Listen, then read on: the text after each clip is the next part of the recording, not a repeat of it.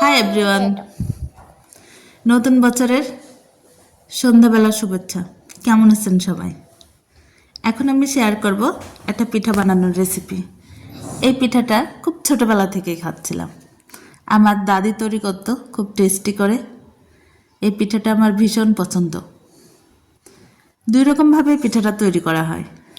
দুই রকম না, প্রায় 3-4 রকমভাবে।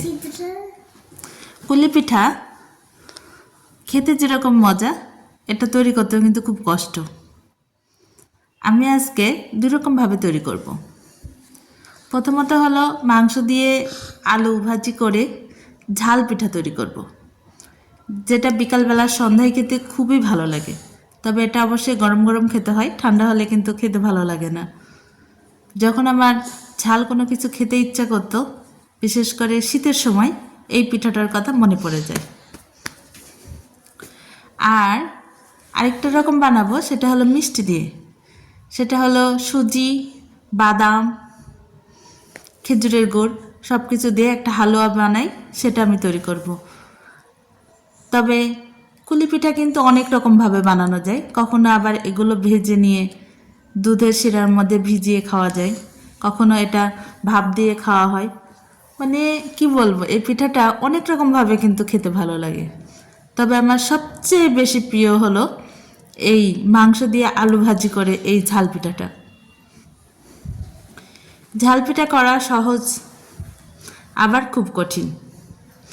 কঠিন বলতে গেলে এটা কিন্তু সময়ের ব্যাপার, অনেক সময় লাগে। এবং পিঠা যদি বানান, তাহলে যদি দু একজন সহযোগী, মানে দু একজন থাকে হেল্প করে, তাহলে কিন্তু কষ্ট নেই, খুব তাড়াতাড়ি হয়ে যায়। তবে আমাদের বাসা বাড়িতে কাউকেই পাওয়া যায় না, একা একাই তৈরি করা হয়। পিঠাগুলো আমি রেডি করে নিয়েছি, এখন লো হিটে ভেজে নেব। হিটটা যদি আপনি খুব হাই হিট রাখেন, তাহলে খুব তাড়াতাড়ি লাল হয়ে যাবে, কিন্তু ভিতরে একটু কেমন দেখাবে, কাঁচা কাঁচা। এর জন্য একটু মিডিয়াম হিটে হালকা করে ভেজে নেবেন, বারবার উল্টে উল্টে ভাজবেন, এটা মচমচে লাগবে। শীতের দিনে গ্রামে বলেন আর শহরে বলেন, বিশেষ করে গ্রামের বাড়িতে পিঠা একটা উৎসব। শীত মানেই পিঠা পুলি।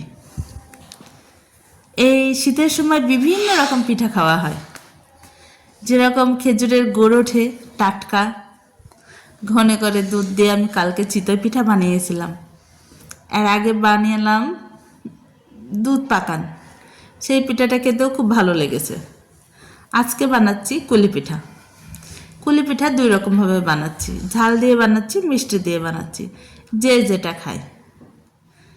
তবে এবছর ভাপা পিঠা বানানো হয়নি, একদিন ভাবছি ভাপা পিঠা বানাবো এবং আপনাদের সঙ্গে রেসিপিটা শেয়ার করব।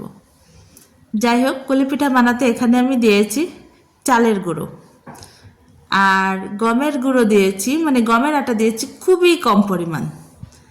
এগুলো দিয়ে ভালো করে পানি ফুটিয়ে নিয়ে সিদ্ধ করে, এই তো প্রসেসিংটা দেখে নিলেন। ওকে, ভালো থাকবেন।